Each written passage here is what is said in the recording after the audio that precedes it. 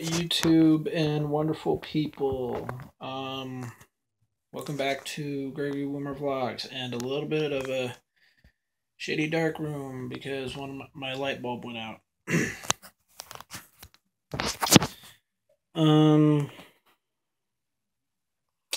I don't really know what to say here in this case.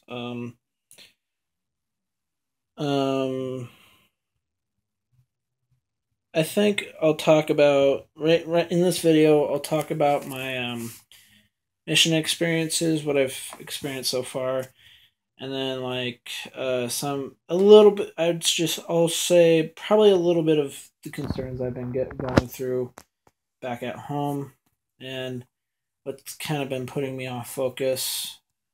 Not off focus for like the mission purpose and going, but off focus of like what I need to do at home for the mission. So the mission experience is so far.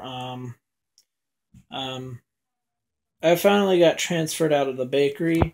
I think that was like at the last week of July. I got transferred out of the bakery, and now I'm in the dairy. And now, at this point, we're at our lowest. Welfare Square is at its lowest point of missionaries, whereas we need some young church service missionaries. At this point, there was going to be a meeting with my facilitators. They were going to help any way possible finding other missionaries across Salt Lake, Sandy, anywhere in the valley.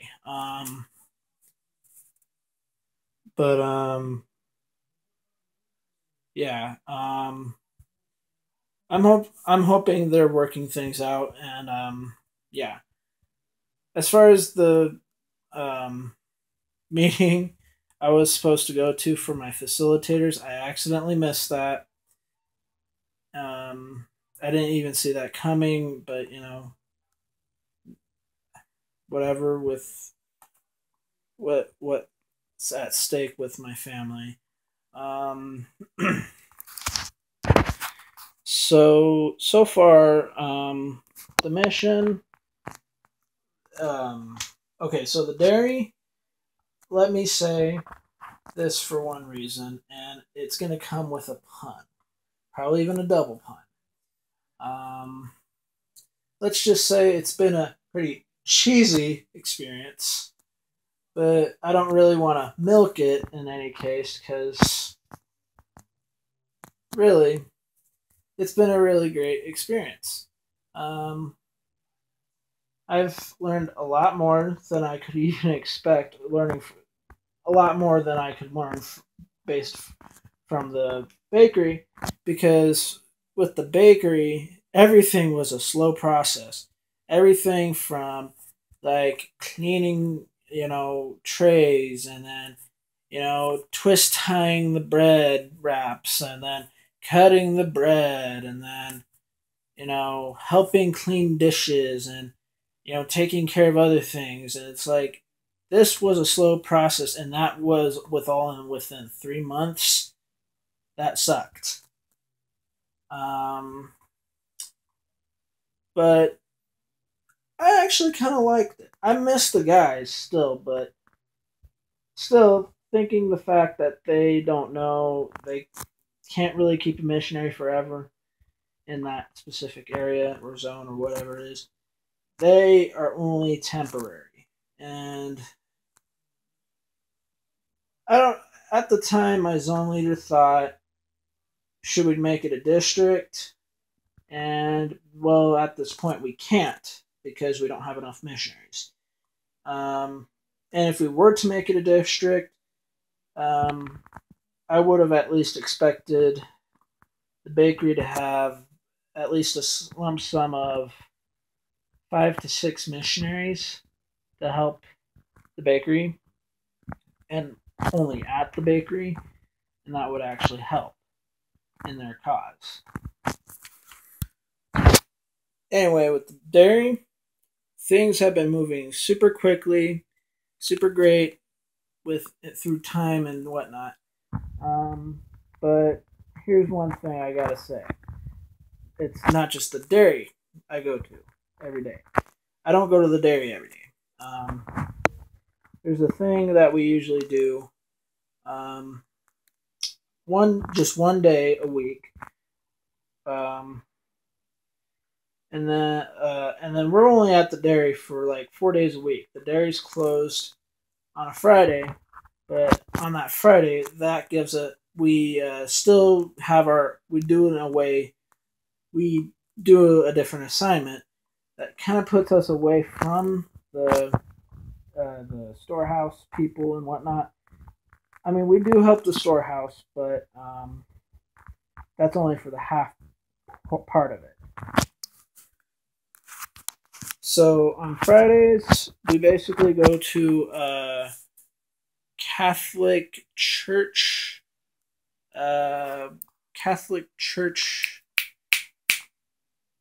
charity facility. I don't know what it's called. It's called the Good Samaritan. I don't know what to basically call it, but the Good Samaritan is actually a place where a lot of homeless people go to get lunch, and that all that lunch is for free. They have a choice of getting some hot cocoa, and honestly, in the summertime, I don't understand why, but I think it's for a good reason and good cause. They got hot cocoa, so they, don't have to frickin' freeze their butts off at night, to be exact.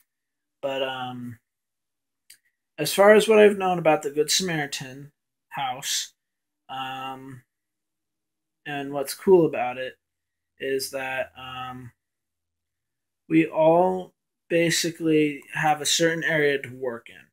And this is all randomized based on the hostess or whatever you call that, the lead, I don't know. She assigns us to certain areas. One area, which I would consider my favorite, is making the sandwiches. We have a sandwich area. They make about like an estimate 700 sandwiches a day. That's awesome. They also got one area that prepares the snacks, which they go into little baggies, and then they go into the huge bags, which we put the sandwiches in, and then all that goes into their cooler. One interesting sandwich I gotta say, and I gotta point this out. There was one time they were making sandwiches, and it was chicken. It was chicken sandwiches, but not just any chicken. These were on patties. This was like a mushy mixture of chicken. So there's three kinds of chicken. One was spicy chicken, one was barbecue chicken, and then the other was kind of like an egg salad type chicken. I managed to get the spicy one because the spicy one had red onion, had a lot of good stuff. The one funny thing about these chicken sandwiches were the sandwiches had a little bit of a hill.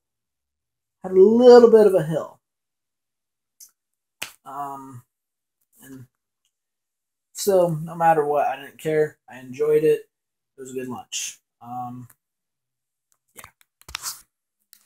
That's also the good perk about Fridays. Every Friday, even if once we go to the Good Samaritan, we always have lunch to take with us from the Good Samaritan. They let us take some lunch.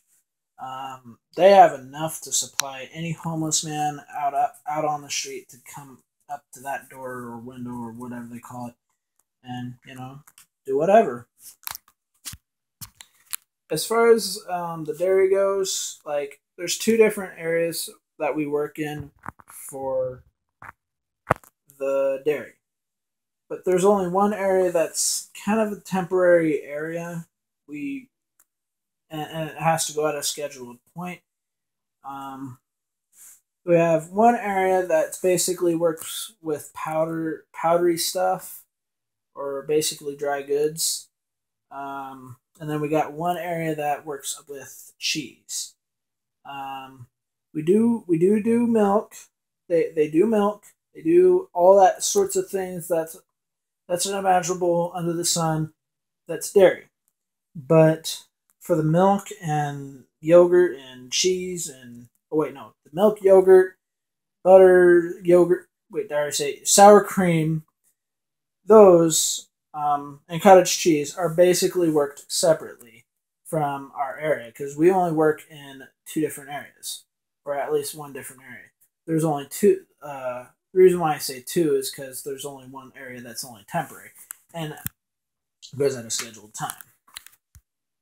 So the one area that is temporary and goes at a scheduled time is the cheese. Though for the missionaries, we dehoop. Dehooping basically is a term meaning we have a huge block of cheese, 42-pound block of cheese, package it, and put it into a crate, and then put it onto a pallet. That's it. And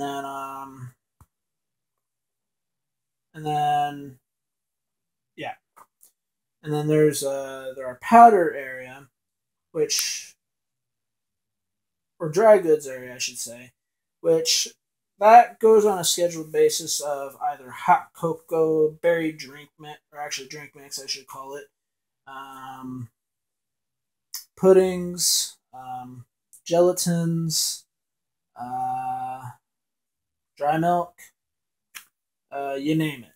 Anything that's basically, dry products. It's there for a reason.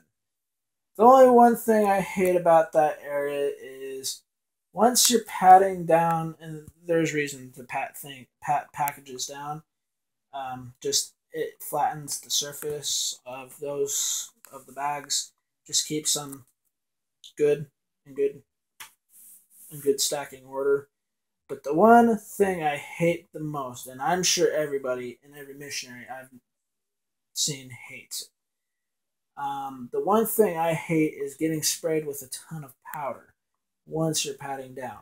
But if you're, assigned to the padding area, you have no other choice but to get used to it.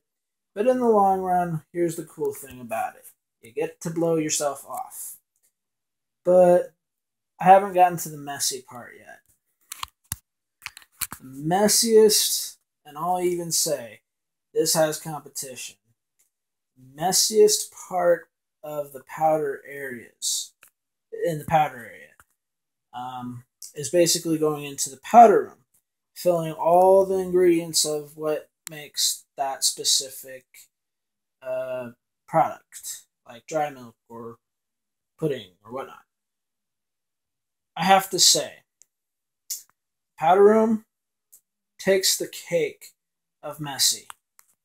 Because no matter what, you have an Exacto, here's the thing. You have a huge pound bag, like 25 to 50 pound bag, put it into a sifting machine, or I forget what they call those machines. But,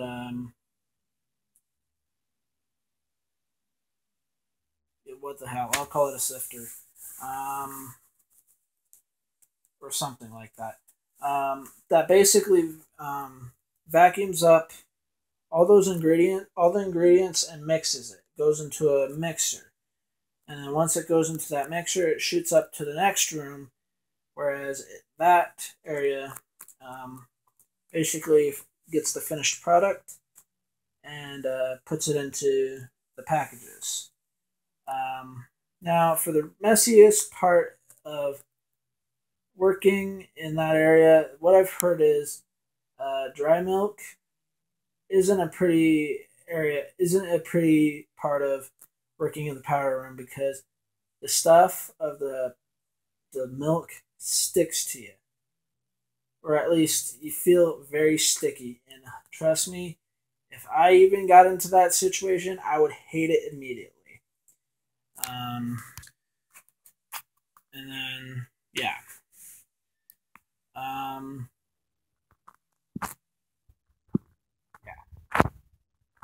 So far, what I've hated so far about the powder room, and as far as ingredients go, is basically dumping cocoa powder. Because once that's stuck to your skin, oh my gosh, it's hard to get off. Just kidding. It's not hard. It's not that hard. It's hard to manage to blow off. But you have to have no other choice but to wash it off. So, anyway, so on to the family situations. What I've been dealing with back at home from the mission. So, do I have to say it? My stepdad's getting a lot worse in some cases in his attitude. I know I consider this to be a lot understandable. In any case matters, he's going through a lot with the fact of losing a job, um, due to the fact that it's not just mistakes, it's not just whatever, but he quit because he couldn't see. He had a little bit of disability running with his eyes. He couldn't freaking work, so he took his own responsibilities into his own hands and quit and left work. He went home. He was disappointed, and I can understand that. But this is what I'm just basically talking about grief part of it. What Kelly's going through. Now, I don't know if we're understanding facts. Some of it is kind of my fault, and some of it's kind of his fault. Now, Kelly doesn't really think on the fact of, hey, this. I mean, he's a missionary. No, I mean he has other things to do. He has busy things to do. I know that, but to me, Kelly doesn't really care. um, and for other reasons, it's like, say, take for example, teasing, like having fun. Now, I could. Now, teasing for me, it could go a long way, but once it becomes a little too rough or too much, it can be a little rough for my sake, and I tend to get mad. I tend to get angry. I tend to get physical. Kelly doesn't understand that, and he gets physical back with me. So, yeah, I could say that's a little bit of my fault, but also a little bit of his fault. Because he can't understand shit. So, sorry if I swore. My bad. I did not mean to say that. He doesn't understand whatever I'm going through.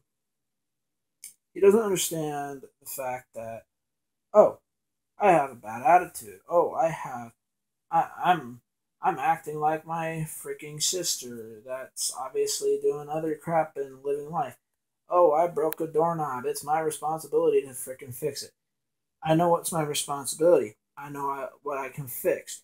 But the thing is, right now, if I don't have money available, I don't have money available. And that's one thing. That is one other thing Kelly doesn't understand. It's like I budget off my money for a mission. Not for little life pieces of crap to a doorknob. I will, in fact, fix that doorknob. I will pay the money towards a doorknob, no matter what. But, I'm not going to pay for the doorknob if money's not available. I got money to pay my bills. I got money to pay for the only bill I pay is my phone. And I got a bill to pay as far as bus pass. I need that. I need that for my transportation on the way over to Welfare Square. If I don't get that, what can I feel like? What can I do? What can I do? Nothing. yeah, that's basically what I can do. For a range of but my phone bill plus my bus pass, that's a solid $133 I have to pay toward the bill. Um, and if my stepdad's not going to understand that, that's fine if he doesn't want to understand. Because why should I? Why should I?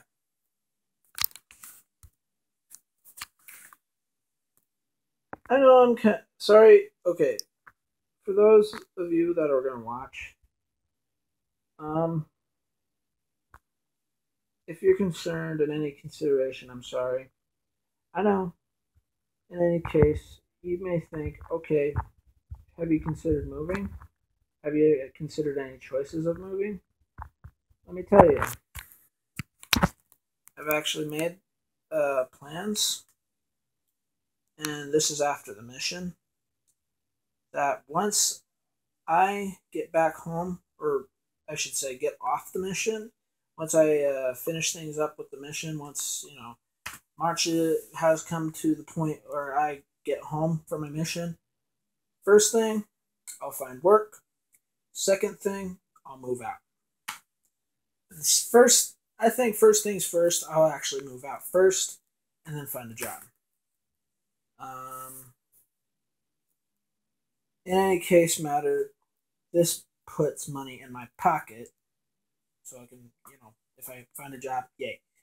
If I get hired, yay. I get money in my pocket. But in any case, the only reason why I'm going to be moving out, this is not going to be to my own place. I'm just going to go back to living with my grandparents. The only reason why I'm going to live back with them or move back with them is because I can't take this crappy situation with my stepdad anymore. I can't take it. He can kick me out, but I'm not going to, I'm going to avoid that. So in any matter, he can judge me, he can whatever, but it doesn't matter to me. I'm gonna live with my grandparents. That's it. Okay. No matter what. I will still continue to do YouTubing. I'll probably work one way or another with the camera that I got, since I haven't really been, and I've been trying to work my way with it. But I'm thinking of getting a separate SD card for it. So yeah. Anyway, I think that's all I need to explain so far as what I've had to deal with in my daily lifetime off assignments and my mission life. I'm going to leave with a spiritual thought. I'm going to leave this video with a spiritual thought. Listen to the song. Okay, if you go to Spotify or any of the music app, go to listen to I Can Only Imagine. It doesn't have to be the original or whatever, or the new. Listen to the song, and it has to be the band, and it's by the band MercyMe. Seeing how this goes, I've been going through a lot, and this is probably the only reason why I bring this song into that. It's helped me through some things, and I can only imagine what things I've been going through lately. So, yeah, give it a listen. Especially watch the movie if you're intended to go see it sometime, or pick it up on Redbox or whatnot. Yeah. Anyway, see you guys. Stay awesome. And see you in another missionary vlog.